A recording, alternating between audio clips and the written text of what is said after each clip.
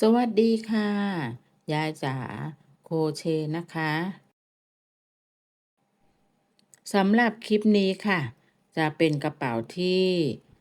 ดูหรูหรานิดนึงนะคะสามารถถือไปทำงานได้ค่ะใส่ของได้จุใจค่ะใบเดียวนะคะใส่ได้ครบจบในใบเดียวนะคะรูปแบบการถักค่ะลายนี้เรียกว่าลายผ่าหวายนะคะดูค่ะลักษณะข้างในนะคะมีความกว้างนะคะ รับรองได้ค่ะใบเดียวครบจบทุกอย่างเลยนะคะใส่ของได้จุใจยายจะให้สโลแกนกระเป๋าใบนี้เลยนะคะว่าถือไปทำงานก็ปังใส่ของได้ครบจบในใบเดียวนะคะแล้วก็ก่อนที่จะเข้าไปรับชมคลิปนะคะยายจ๋าฝากกดไลค์กดแชร์ส่งกำลังใจมาให้ด้วยนะคะ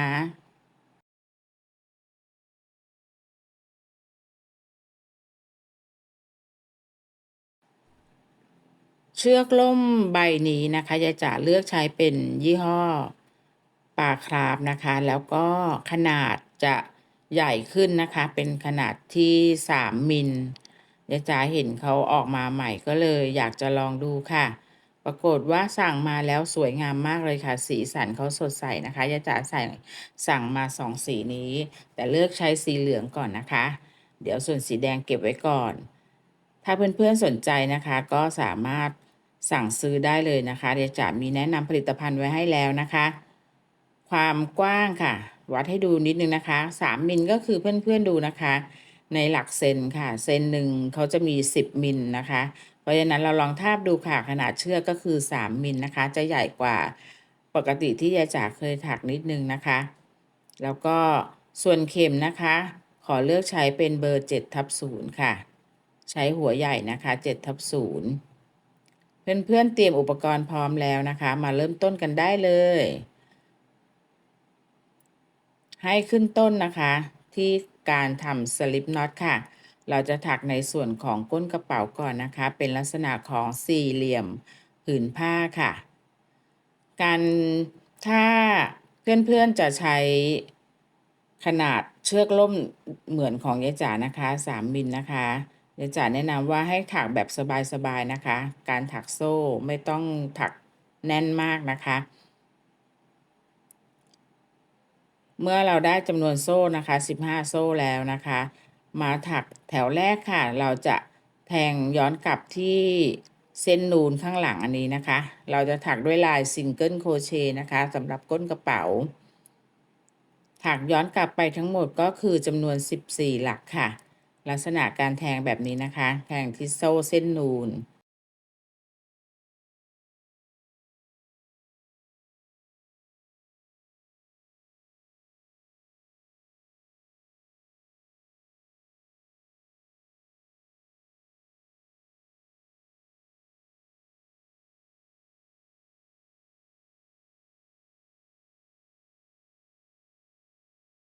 เมื่อเราถักมาจนถึง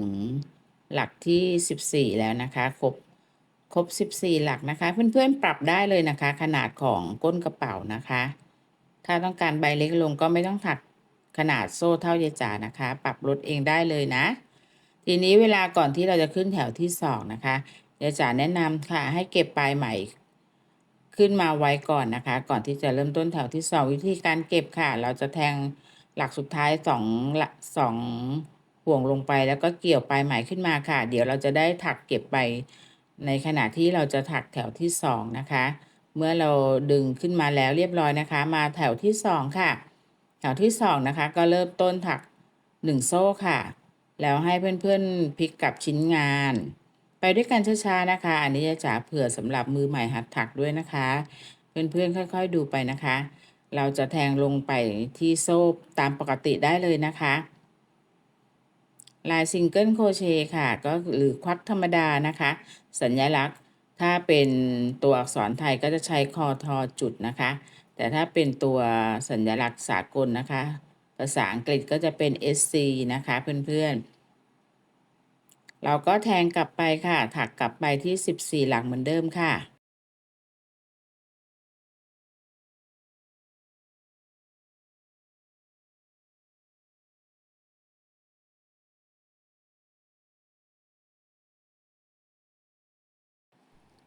เมื่อถึงหลักสุดท้ายของแถวที่2แล้วนะคะ ลักษณะงานที่ได้ค่ะ2แถวนะคะ แล้วต่อไปค่ะเราก็ถักแถวที่3เหมือนกันเลยนะคะ โซ่1แล้วหมุนกลับถักซิงเกิลโครเชต์แถวที่3นะคะ14หลักเหมือนกันค่ะ เราจะถักแบบนี้นะคะ แถวที่3จะถักไปทั้งหมดอยู่ที่จำนวน25แถวค่ะ ให้เพื่อนๆถักต่อได้เลยนะคะ ลักษณะเหมือนกันนะคะ ถักไปจนสุดแล้วก็ขึ้นใหม่แล้วก็ย้อนมาทั้งหมด25แถวค่ะ เมื่อเราได้แล้วนะคะทั้งหมด25แถวค่ะ ต่อไปเราจะมาถักนะคะซิงเกิลโครเชต์ปิดรอบทั้ง4ด้านนะคะ มาไปด้วยกันช้าๆค่ะ วิธีการแทงนะคะ ก่อนเริ่มต้นนะคะหลักแรกให้ถัก1โซ่ก่อนนะคะ1โซ่ตัวนี้เราจะไม่ได้นับเป็นหลักอะไรนะคะเราถักเพื่อให้มีความโค้งในการที่เราจะไปเริ่มต้นลงตรงนี้นะคะหลักแรกเราจะถักลายซิงเกิลโครเชต์ลงไปทั้งหมดทั้ง4ด้านนะคะส่วนหลักที่จะแทงลงไปนะคะเพื่อนให้ตรงนี้หลักที่1เพื่อนๆใส่มาร์กเกอร์ไว้นิดนึงนะคะจะได้รู้ว่าเราเริ่มต้นที่ตรงไหนนะคะเดี๋ยวมาวนจบแถวค่ะเสร็จแล้วนะคะลักษณะที่จะแทงว่าแทงหลักไหนนะคะให้เพื่อนๆดูตามคลิปได้เลยค่ะตรงนี้นะคะหลักที่2นะคะแล้วก็หลักที่3ค่ะเราก็แทงลงไปในหลักในช่องนี้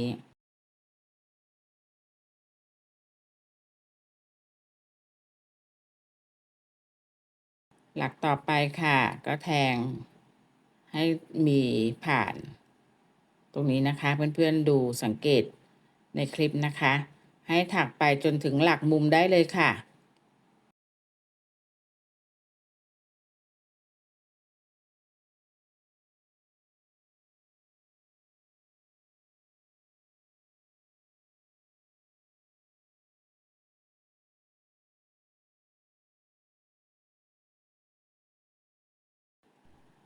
ถักมาถึงหลักสุดท้ายของด้านที่1แล้วนะคะ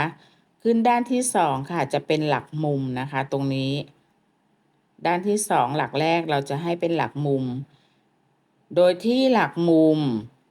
จะถักจำนวนทั้งหมดคือ3ครั้งนะคะลงไปในหลักเดียวกันนะคะ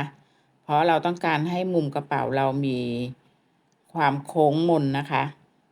ตรงหลักมุมในทุกมุมนะคะจะถักด้วยลายซิงเกิลโครเชต์ทั้งหมด3ครั้งในหลักเดียวกันค่ะ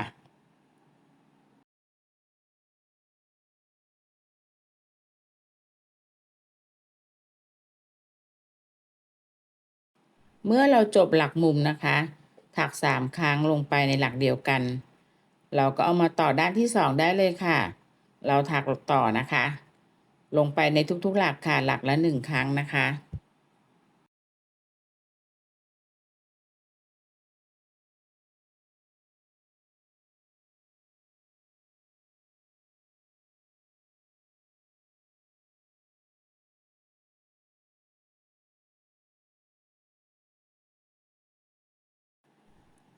สำหรับตัวเชือกล่ม3มิลนี้นะคะเดี๋ยวจ๋าจะมีแนะนำไว้ให้นะคะผลิตภัณฑ์เพื่อนๆสามารถสั่งซื้อได้ตามที่ยายจ๋าแนะนำนะคะส่วนการถักนะคะก็จะค่อนข้างมีความแข็งนิดนึงนะคะเพื่อนๆจะต่างจากเส้น 1.8 หรือเส้น2มิลนะคะเพราะฉะนั้นวิธีการจับเข็มเพื่อนๆให้จับลักษณะเดียวกับยายจ๋าจับนะคะเราถักไปจนถึงหลักมุมที่2นะคะตรงนี้มาถึงอันนี้มาถึงหลักสุดท้ายนะคะของด้านที่2เราขึ้นหลักมุมค่ะเราจะขึ้นด้านที่3เราจะไปทำหลักมุมลงไปในหลักแรกนะคะของด้านที่3คือหลักนี้นะคะทำลงไปได้เลยค่ะ3ครั้งนะคะในหลักเดียวกันเพื่อนๆสังเกตการจับเข็มของยายจ๋านะคะ ถ้าใช้เส้น3มิลแนะนำให้จับแบบนี้นะคะ เพื่อที่จะได้สามารถลดการเกร็งมือนะคะ ถ้าเพื่อนๆจับแบบนี้ตลอดไม่ได้นะคะ ต้องจับลักษณะปรับเปลี่ยนนะคะ อันนี้ได้แล้วนะคะ หลักมุม เราได้2มุมแล้วนะคะ แล้วเราก็ถักต่อค่ะ ด้านที่3นะคะ หลักละ1ครั้งค่ะ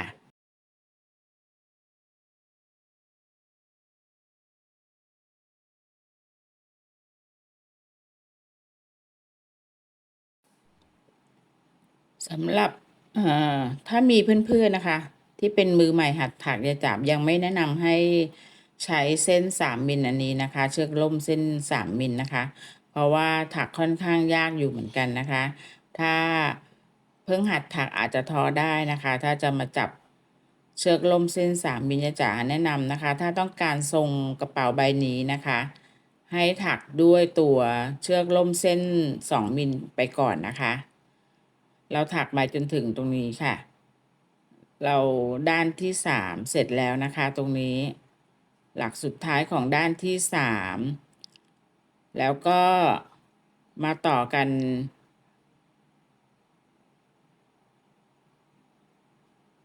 ตรงนี้นะคะ ให้เป็นหลักมุม เหมือนเดิมนะคะ หลักมุมเราทำ3ครั้งในหลักเดียวกันค่ะเพื่อนๆสังเกตนะคะ อย่าลืมดูนะคะการจับเข็มนะคะ เราสามารถสลับไปมาได้นะคะ วิธีการจับเข็มนะคะ ถ้าเพื่อนๆถักจับด้วยวิธีเดียวกันตลอดเลยเนี่ยจะทำให้เราเกร็งข้อมือนะคะ นิ้วอาจจะล็อกได้นะคะจะแนะนำนะคะ แล้วก็ถ้าถักไปสักพักแล้วเกร็งนะคะให้หยุดเลยนะคะ แล้วก็บริหารนิ้วมือก่อนนะคะไม่งั้นจะเกิดอาการนิ้วล็อกได้ค่ะ เราถักต่อนะคะ เมื่อเราได้หลักมุมเสร็จแล้วก็ถักด้านที่เหลือต่อได้เลยค่ะ หลักละ1ครั้งนะคะ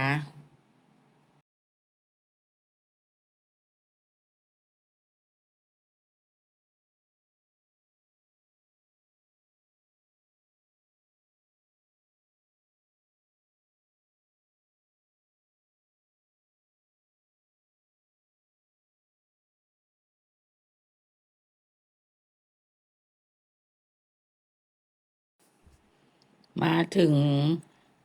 มุมสุดท้ายตรงนี้นะคะ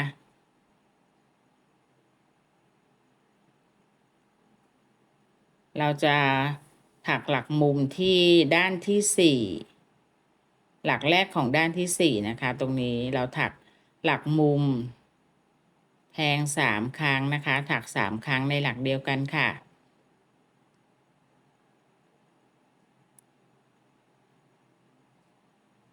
อันนี้เป็นมุมที่3นะคะ เดี๋ยวเรายังเหลืออีกมุมหนึ่งนะคะ ก็คือมุมเริ่มต้น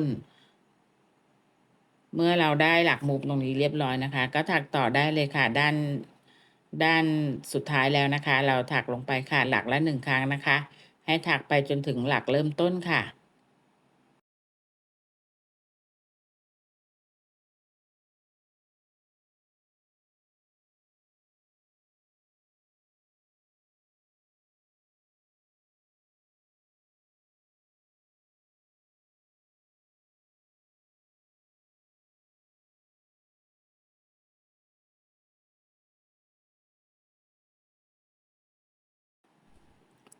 เราถักมาถึง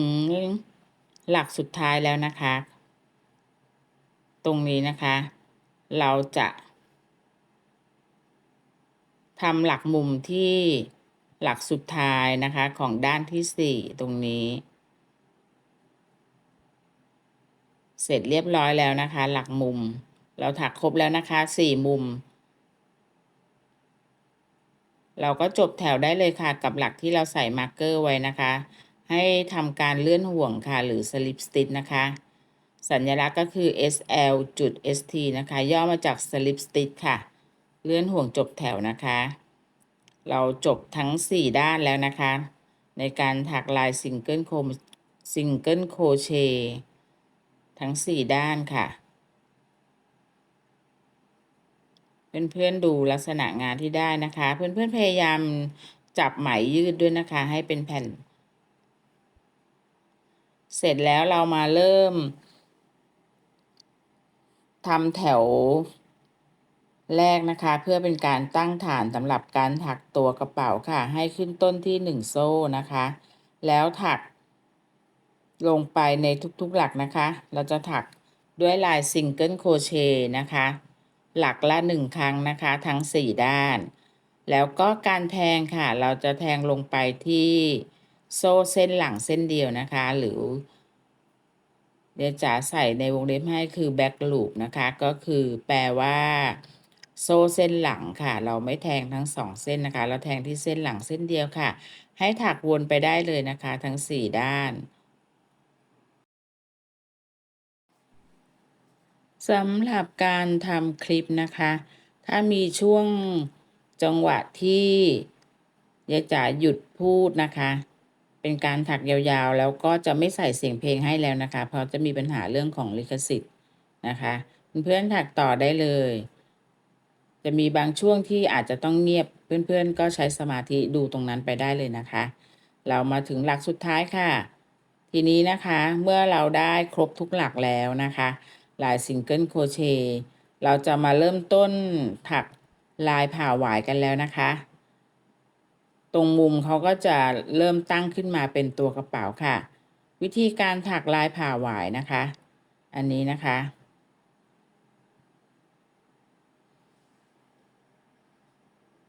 ลงไปที่หลักแรกนะคะตรงนี้ เราจะแทงลงไปที่ตรงฐานตรงนี้นะคะ เราจะถักด้วยลายซิงเกิลโครเชต์นะคะ แต่เป็นลักษณะที่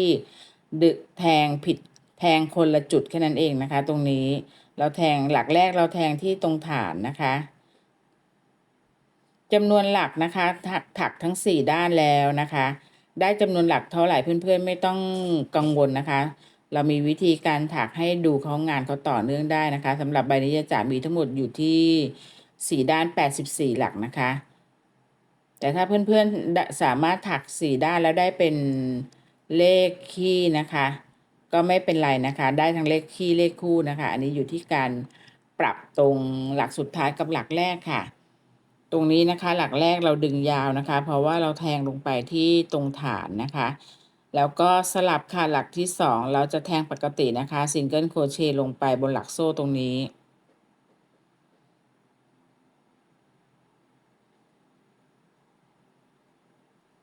แล้วก็หลักต่อไปค่ะเราสลับกันนะคะ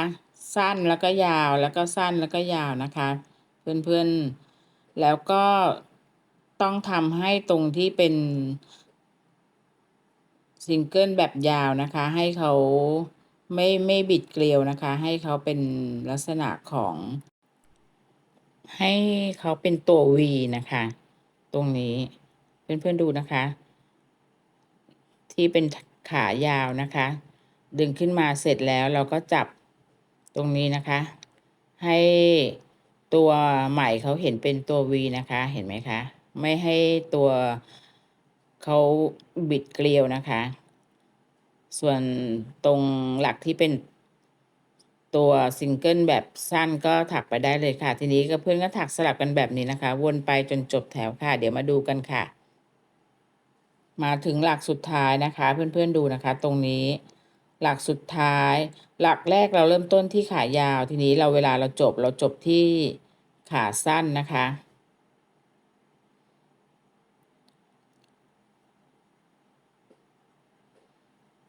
ถ้าเพื่อนๆเป็นตัวจำนวนเลขคี่นะคะมันจะพอดีทีนี้จะ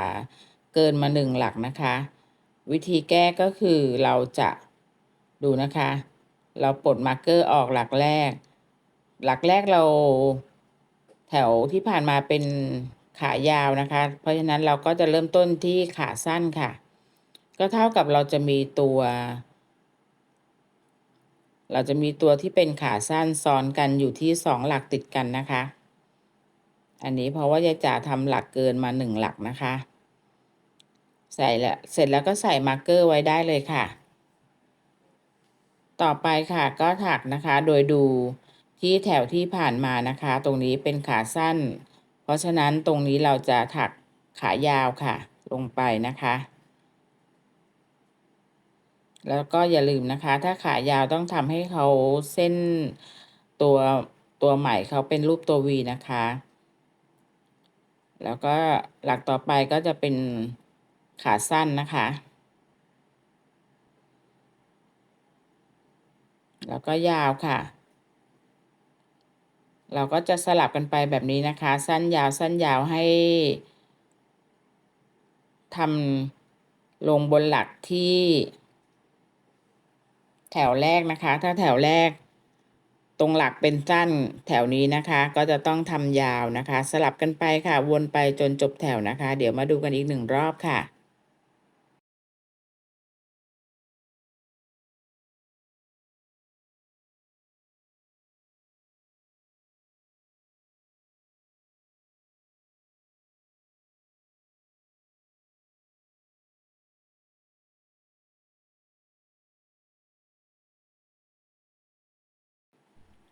มาจบแถวกันนะคะ ตรงนี้หลักสุดท้ายค่ะ เราก็จะจบด้วยขายาวนะคะ ตรงนี้หลักสุดท้ายเราจบด้วยขายาว แถวที่ผ่านมาเราสั้นซ้อนกันอยู่ที่2หลักติดกันนะคะ เพราะฉะนั้นแถวนี้เราก็จะทำซ้ำนะคะ2หลักติดกันด้วยขายาวค่ะ เราจบแถวนะคะด้วยขายาวเสร็จแล้วเราถักแถวใหม่นะคะ ในหลักแรกเราก็ต่อด้วยขายาวเลยค่ะ ตรงนี้ เพื่อนดูนะคะ เราก็ถักเป็นตัวขายาวได้เลยค่ะ เพราะฉะนั้นเราจะเห็นลายตรงนี้มันจะเบิ้ลกันอยู่ที่ตรงมุมกระเป๋านะคะ ซึ่งพอเสร็จแล้วเขาก็จะดูเนียนนะคะ ไม่ได้เป็นจุดเด่นนะคะ เราก็ใส่มาร์กเกอร์ไว้เหมือนเดิมนะคะ เริ่มต้นในทุกแถวนะคะ หลักที่1ให้เพื่อนใส่มาร์กเกอร์ไว้นะคะ เพราะการถักลายนี้เราไม่มีการจบแถวนะคะ เราจะเป็นลักษณะของการถักวนไปเรื่อยๆนะคะ ส่วนวิธีการถักก็เหมือนกันเลยค่ะ หลักที่ผ่านมานะคะ หลักที่เป็นขาสั้นเราก็จะถักในหลักในแถวนี้นะคะ เราก็ถักยาวสลับกันนะคะ ส่วนที่เป็นหลักยาวเราก็จะถักขาสั้นลงไปค่ะ ไม่ยากค่ะถ้าเพื่อนๆถักได้แล้วนะคะ ตรงนี้ก็ง่ายแล้วค่ะสำหรับใบนี้นะคะ เราจะถักแบบนี้นะคะวนไปนะคะสั้นยาวสั้นยาวแล้วก็ที่สำคัญนะคะ ถ้าจำนวนหลักเท่ายายจ๋านะคะ เราจะมีปัญหาอยู่ตรงที่หลักมุม ที่เวลาจบแถวกับขึ้นแถวใหม่นะคะ เขาจะซ้อนกันอยู่ที่ลายเดียวกันนะคะ เพื่อนแก้ด้วยวิธีนี้นะคะ ก็คือขอให้เป็นลายเดียวกัน ยาวๆหรือสั้นๆนะคะ แล้วแต่นะคะตรงนี้ เสร็จแล้วเราก็ถักต่อไปได้เลยค่ะ ให้ได้ความสูงของกระเป๋าที่เพื่อนๆต้องการนะคะ เพื่อนๆไม่งงใช่ไหมคะ ถ้ามีอะไรสงสัยนะคะ ก็พิมพ์สอบถามมาได้เลยนะคะยายจ๋าถักขึ้นมาด้วยความสูงนะคะ แล้วก็ทรงกระเป๋าที่ได้นะคะ ตรงนี้ เดี๋ยวจะวัดให้ดูค่ะว่ายายจ๋าถักขึ้นมาสูงเท่าไหร่นะคะ วัดเป็นหลักเซนนะคะเดี๋ยวจะถักขึ้นมาความสูงอยู่ที่ประมาณ17 เซนค่ะ เพื่อนๆเลือกความสูงได้ตามต้องการเลยนะคะ ทีนี้เราขั้นตอนต่อไปค่ะ เราจะมา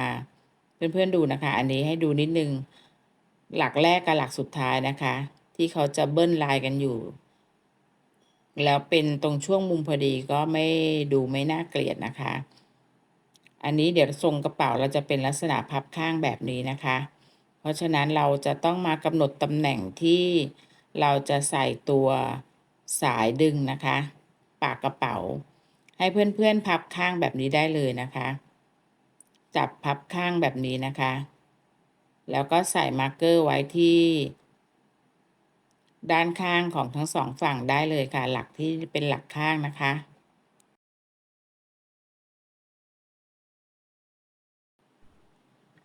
อาจจะมีเพื่อนๆสงสัยนะคะว่าทำไมยายจ๋าไม่นับหลักล่ะ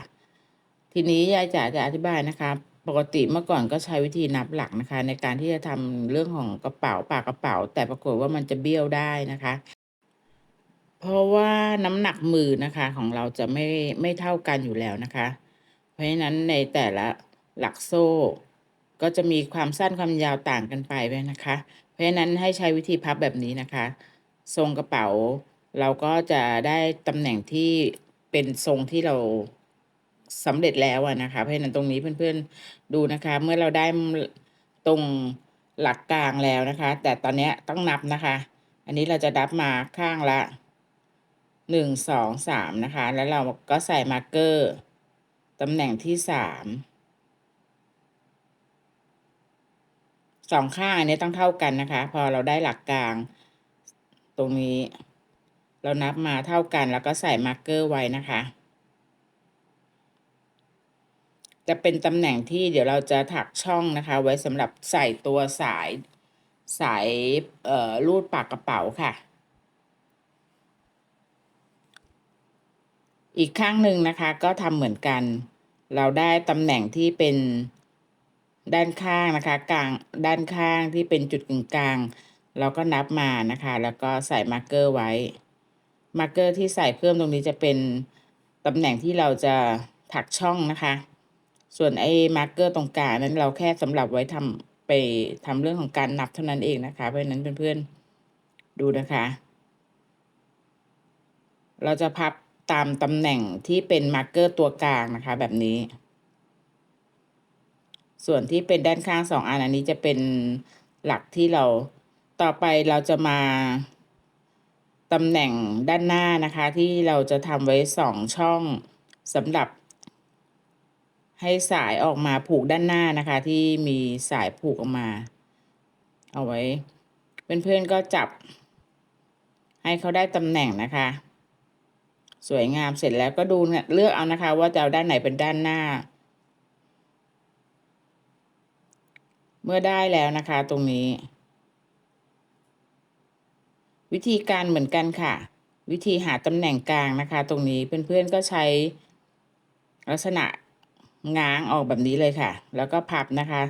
ตรงกลางนี้ให้เขาชนกันด้านข้างเมื่อกี้นะคะ ที่เราทำไว้ที่เป็นตำแหน่งกลางของด้านข้างทีนี้เราจะมาเอาด้านหน้าตรงนี้ค่ะ เราก็ใส่มาร์กเกอร์ได้เลยค่ะ เราจะใส่แค่ด้านเดียวนะคะ เพราะว่าเดี๋ยวเราจะทำช่องสำหรับให้เชือกลอดเฉพาะด้านหน้ากระเป๋านะคะ ส่วนด้านหลังเราไม่ทำนะคะ เพราะฉะนั้นแล้วก็ตำแหน่งตรงนี้นะคะตำแหน่งกึ่งกลางเสร็จแล้วก็ให้นับออกไปทั้ง2 ข้างนะคะ เท่ากันค่ะสำหรับตัวงานฝีมือนะคะเพื่อนๆไม่ต้องไปกังวลมากหรือไปเครียดมากนะคะ ถ้าเราถักมาแล้วทำไมเราไม่ได้เหมือนที่เขาถัก เราก็เป็นเฉพาะของเราได้เลยค่ะ เราปรับเปลี่ยนได้เลยนะคะ เอาดูของคนอื่นเขาหรือของยายจ๋าไว้เป็นแค่ตัวพื้นฐานนะคะ แล้วก็ปรับให้เป็นรูปแบบของเราที่เราชอบได้เลยนะคะ ทีนี้มาดูแล้วเนี่ยยายจ๋าว่า น่าจะขอขยับออกมาอีกสัก1 ช่องนะคะ ดูแล้วเดี๋ยวเป็นระยะการผูกโบที่ใกล้กันเกินไปก็ขยับออกมาอีกนะคะเพื่อนๆอันนี้นะคะ ข้างละ3นะคะ นับจากตรงจุดกึ่งกลางข้างละ3แล้วเราก็มาเริ่มถักได้เลยค่ะ อันนี้ก็จะเป็นสำหรับแถวนี้นะคะ เราจะถักด้วยลายซิงเกิลโครเชต์เหมือนกันเลยนะคะ ในทุกๆหลักค่ะ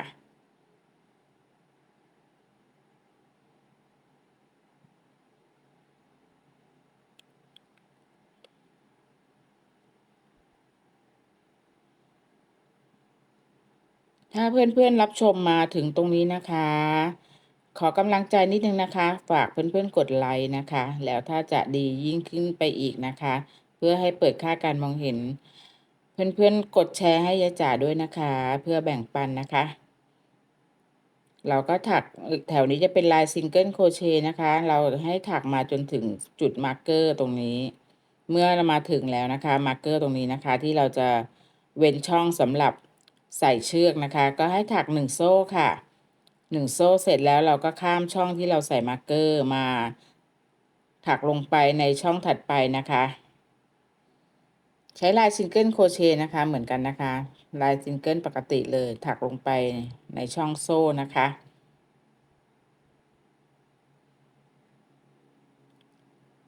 ส่วนหลักกลางตรงนี้นะคะ เราสามารถปลดมาร์กเกอร์ออกได้แล้วนะคะ ก็ถักไปจนถึงหลักที่2ค่ะที่เราใส่มาร์กเกอร์ไว้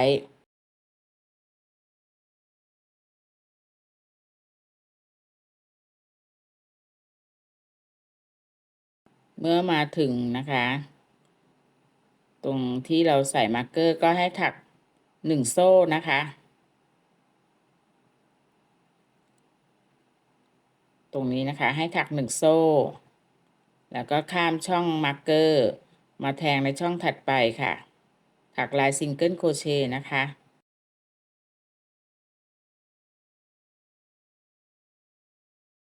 แล้วก็ถักต่อไปเลยนะคะจนถึงมาร์กเกอร์ถัดไปนะคะอันนี้เป็นเหมือนกันนะคะพอเราถักไปก็ตรงถึงมาร์กเกอร์แล้วก็1โซ่แล้วก็ข้ามมาร์กเกอร์ไปแทงหลักถัดไป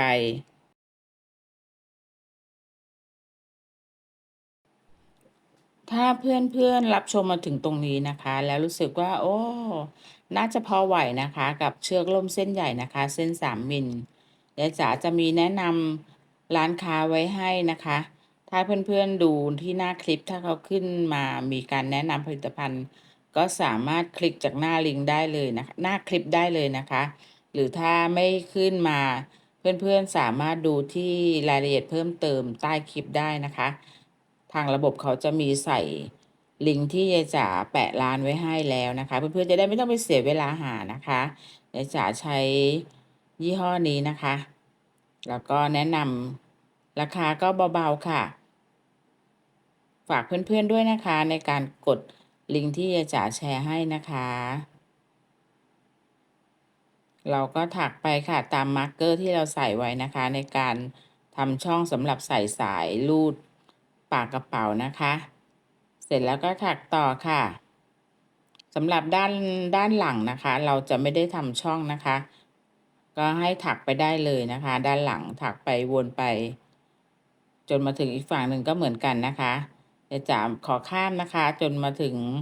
จบแถวค่ะเดี๋ยวจ๋าขอข้ามมาตรงนี้เลยนะคะพอจะมาจบแถวค่ะลายซิงเกิลโครเชต์นะคะแล้วก็ทำช่องสำหรับใส่ตัวสายรูดปากกระเป๋าแล้วนะคะก็จะมาทำอีก1แถวนะคะขอถักด้วยลายซิงเกิลโครเชต์นะคะเดี๋ยวเราจะถักเพิ่มขึ้นอีก1แถวลายซิงเกิลโครเชต์ค่ะลงไปในทุกๆหลักนะคะให้เพื่อนๆถักต่อได้เลยค่ะส่วนมาร์กเกอร์ก็สามารถเอาออกได้แล้วนะคะยกเว้นมาร์กเกอร์ที่เป็นหลักที่1นะคะหลักเริ่มต้นตรงนี้ก็ถักต่อค่ะเอามาร์กเกอร์ออกนะคะอันนี้เป็นหลักมาร์กเกอร์สำหรับหลักแรกนะคะแล้วก็ถักต่อค่ะซิงเกิลโครเชต์ค่ะเดี๋ยวจะถักอีก1แถวค่ะ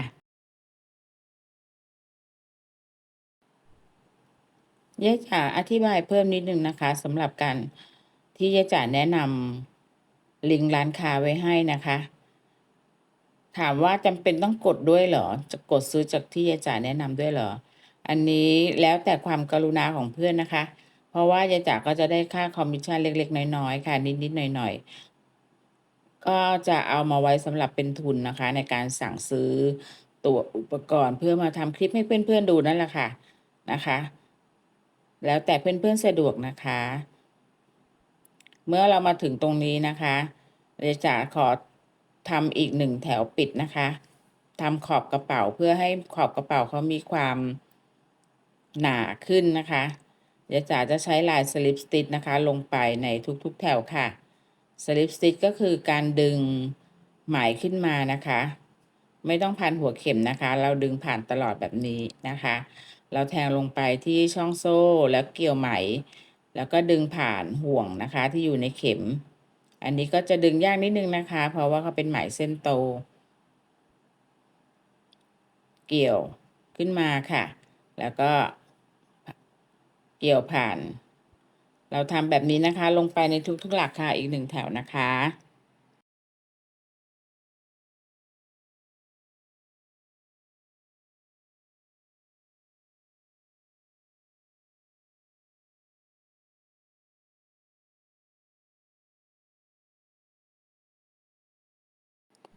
เมื่อถักวนมาจนจบแถวนะคะให้ตัดปลายไหมได้เลยค่ะ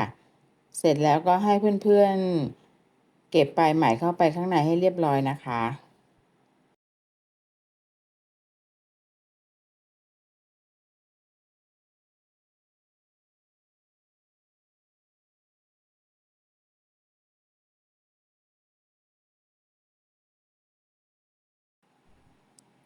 สำหรับตัวไหมเส้นใหญ่นี้นะคะก็จะมีก็ต้องใช้เข็มที่มีรูตูดตรงเข็มอันนี้กว้างๆนิดนึงนะคะแล้วก็ค่อนข้างจะเก็บยากนิดนึงนะคะสำหรับการเก็บปลายไหมเพื่อนๆค่อยๆทำไปนะคะ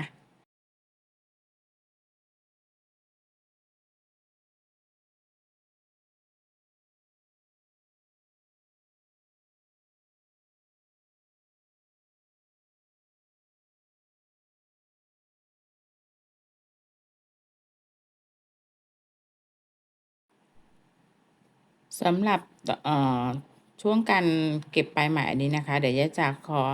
อธิบายเพิ่มเติมนิดนึงนะคะถ้ามีเพื่อนๆที่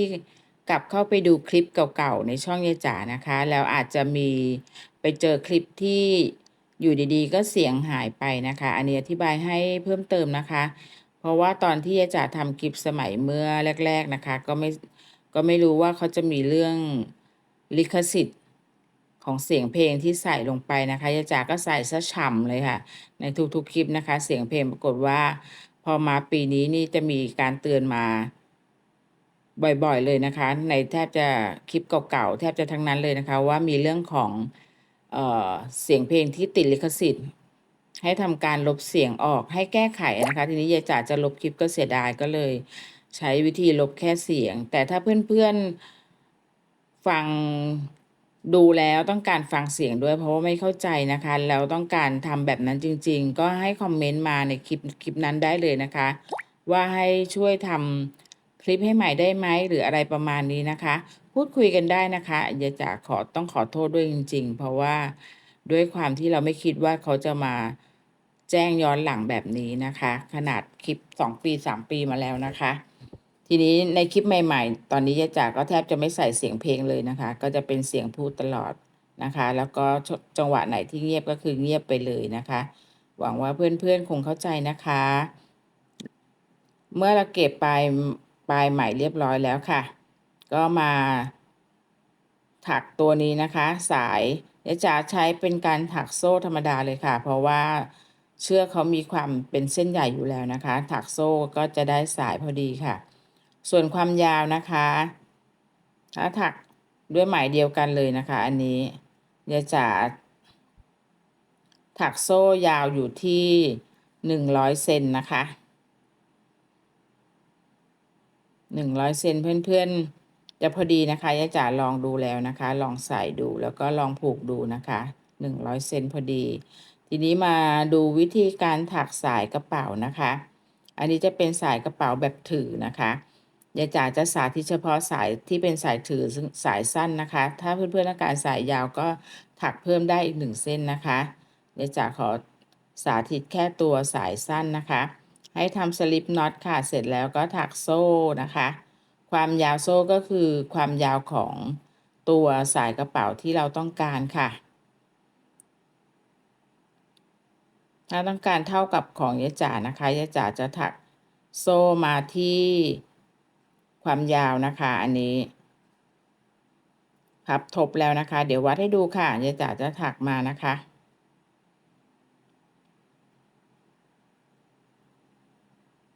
ความยาวจะอยู่ที่ประมาณ36 เซนค่ะ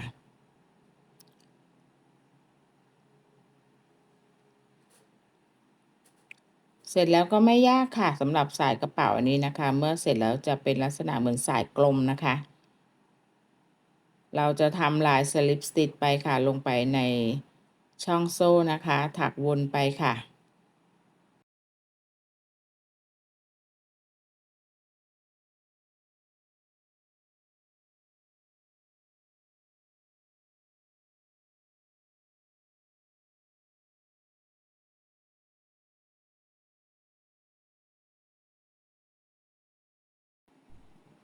เมื่อถึงหลักสุดท้ายแล้วก็เราจะอ้อมมาถักอีกด้านหนึ่งนะคะ เมื่อกี้ให้ถักขั้นด้วย1โซ่เสร็จแล้วก็อ้อมมาถักอีกด้านหนึ่งวนกลับไปนะคะ เป็นลักษณะถักวนไปเรื่อยๆนะคะการถักลักษณะนี้นะคะยายจ๋าเคยมีทำคลิปสั้นสอนไว้แล้วนะคะในการถักสายกระเป๋าง่ายๆเพื่อให้เป็นสายกระเป๋าแบบกลมนะคะเดี๋ยวยายจ๋าขึ้นคลิปแนะนำไว้ให้นะคะที่มุมขวาของคลิปนี้นะคะเพื่อนๆสามารถกดเข้าไปดูได้อีกทีหนึ่งนะคะถ้าต้องการใช้ตัวคลิปสั้นอันนั้นดูแทนอันนี้นะคะก็ถักวนมาจนถึงตรงนี้ค่ะเมื่อมาถึงตรงจุดเริ่มต้นตรงนี้เหมือนเดิมค่ะ1โซ่นะคะแล้วเราก็ถักวนกลับไปค่ะเราแทงลงไปนะคะที่โซ่เส้นหลังเส้นเดียวนะคะเราก็ถักซ้ำลายสลิปสติชนะคะเพราะว่าถักรอบเดียวเนี่ยมันสายมันเล็กไปนะคะเพราะว่ากระเป๋าเราค่อนข้างใบใหญ่ก็จะถักไปอีกจนได้ความใหญ่ของตัวสายกระเป๋าที่เราต้องการได้เลยนะคะลักษณะจะเป็นการถักวนไปเรื่อยๆนะคะด้วยลายสลิปสติชแล้วก็แทงที่โซ่เส้นหลังเส้นเดียวนะคะให้เพื่อนๆถักต่อได้เลยนะคะ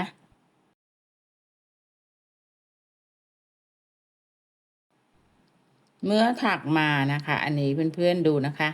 เดี๋ยวจะถักมา1 2 3นะคะวนให้เป็นริ้วแบบนี้ แล้วเราลองดูนะคะเราจับประกบดูแบบนี้ถ้า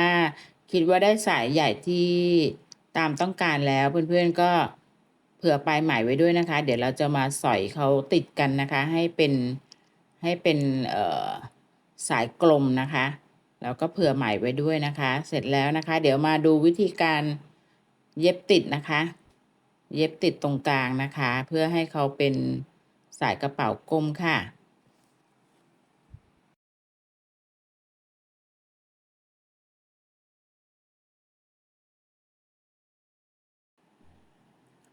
ให้เพื่อนๆดูตามอันนี้นะคะเราแทงที่โซ่เส้นหลังนะคะเราจะแทงที่โซ่เส้นหลังอันนี้เริ่มหลักแรกนะคะต่อไปค่ะเราก็จับหลักให้ชนกันนะคะลักษณะเราจะแทงที่โซ่เส้นหลังของทั้ง2ฝั่งแบบนี้นะคะหลักตรงกันเสร็จแล้วในการแทงกลับไปค่ะเราจะแทงอยู่ในฝั่งเดียวกันอย่างนี้นะคะแล้วก็ย้อนไปฝั่งตรงข้ามค่ะเดี๋ยวจะใช้วิธีนี้นะคะมันจะสวยกว่านะคะในการไม่ไม่ค่อมนะคะอันนี้เราจะลักษณะแทงย้อนกลับไปมานะคะเสร็จแล้วเราก็ย้อนกลับมาค่ะแทงที่แบบนี้นะคะง่ายๆค่ะเพื่อนๆไม่ยากค่ะก็ทำแบบนี้นะคะไปจนจบแถวนะคะ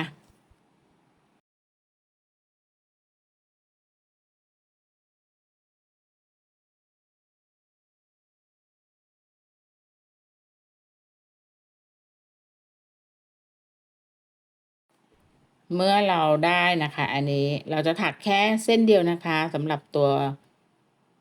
สายกระเป๋านะคะมาดูขั้นตอนการใส่ตัวสายรูดปากกระเป๋านะคะอันนี้เราก็ใส่จากด้านหน้าค่ะที่เราเว้นช่องไว้แบบนี้นะคะเพื่อนๆก็แทงดึงตัวดึงเส้นไปได้เลยค่ะแล้วก็ไปที่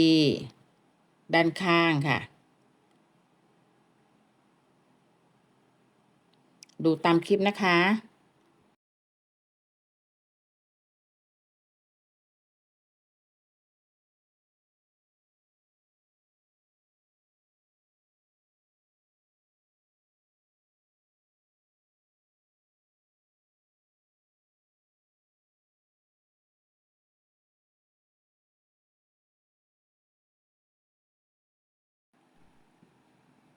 มาถึงด้านหลังค่ะด้านหลังนะคะเราไม่ได้ทำช่องไว้นะคะ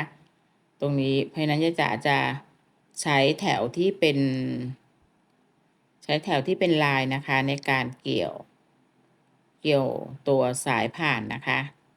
อันนี้จะใช้แถวที่เป็น เพราะว่าถ้าใช้แถวที่เป็นซิงเกิลโครเชต์ตรงนี้เขา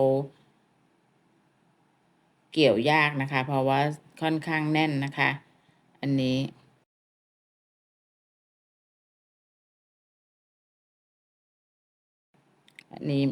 จะมาทำจากข้างในนะคะ อันนี้แถวที่เป็นลาย นะคะ เราเอาเส้นที่เป็น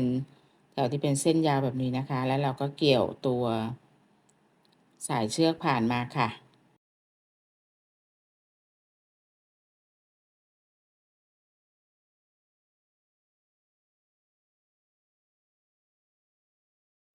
ด้านหลังเราจะไม่ให้เห็นสายอยู่ข้างนอกนะคะ เราจะให้สายรูดอยู่ข้างในนะคะเพื่อนๆแล้วก็มาอีกฝั่งหนึ่งค่ะมาก็เกี่ยวมาฝั่งนี้แล้วก็สอดมาเจอกันข้างหน้านะคะ เมื่อเรียบร้อยแล้วค่ะลักษณะที่ได้ค่ะ ข้างในก็จะเป็นแบบนี้นะคะ หรือถ้าเพื่อนๆต้องการ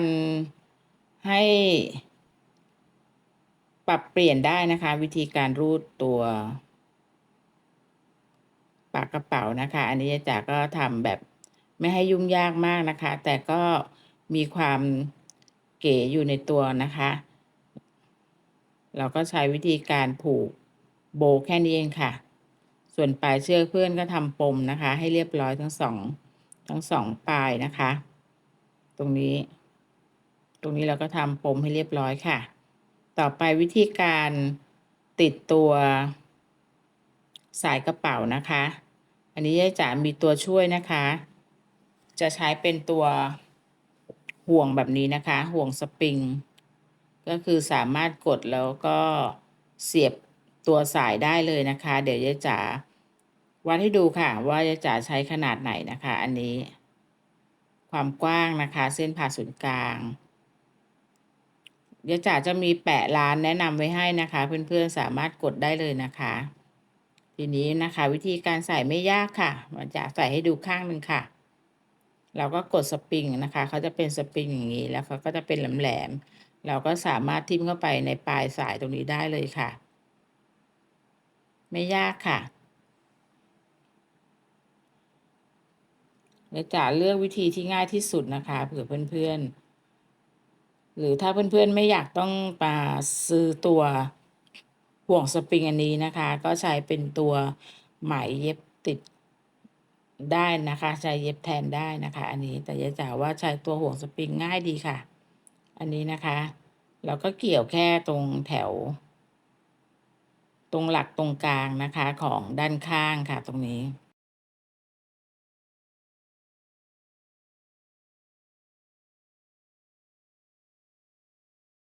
หลักกลางนะคะเพื่อนๆก็หาหลักกลางแล้วก็เสียบไปแค่นี้เองค่ะถ้าเราต้องการสายยาวเพื่อนๆก็ถักสายยาวเผื่อไว้อีกเส้นหนึ่งนะคะได้ทั้งสายสั้นสายยาวนะคะอันนี้แล้วแต่เพื่อนๆชอบนะคะใบนี้นะคะจุใจเลยค่ะใส่ของได้นะคะใส่ของได้ครบจบในใบเดียวนะคะสโลแกน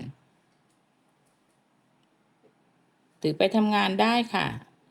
เราก็อาจจะใช้สีให้ไม่จัดจ้านขนาดนี้นะคะอันนี้จะต้องการให้เห็นเด่นชัดนะคะก็เลยใช้สีเหลืองสดไปเลยนะคะเรียบร้อยแล้วนะคะตรงนี้สองข้างเสร็จแล้วก็ผูกโบให้เรียบร้อยค่ะหวังว่าเพื่อนๆคงจะถูกใจกันนะคะปรับเปลี่ยนได้นะคะใช้อุปกรณ์ให้เบาลงนิดนึงก็ได้นะคะสำหรับใบนี้นะคะยายจ๋าใช้ไหมหมดกลุ่มเลยนะคะพอดีเลยค่ะ500 กรัมนะคะใช้เชือกล่ม500 กรัมนะคะหมดถุงพอดีเลยนะคะเหลืออยู่นิดเดียวค่ะเหลือไม่ถึง1 เมตรนะคะอันนี้ถ้าถักเหมือนยายจ๋าเท่ากันนะคะขนาด1 ถุงพอค่ะ500 กรัมตรงนี้โบก็จัดเอานะคะผูกให้สวยหวังว่าคงจะถูกใจกันนะคะอย่าลืมนะคะจะจบคลิปแล้วค่ะ เพื่อนๆกดไลค์กดแชร์ให้ยายจ๋ายังคะอย่าลืมกดไลค์กดแชร์ด้วยนะแล้วก็ อุดหนุนลิงก์ที่อาจารย์แนะนำให้ด้วยนะคะในการซื้อผลิตภัณฑ์ค่ะสำหรับคลิปนี้นะคะขอให้เพื่อนๆมีความสุขนะคะกับงานถักโครเชต์ค่ะ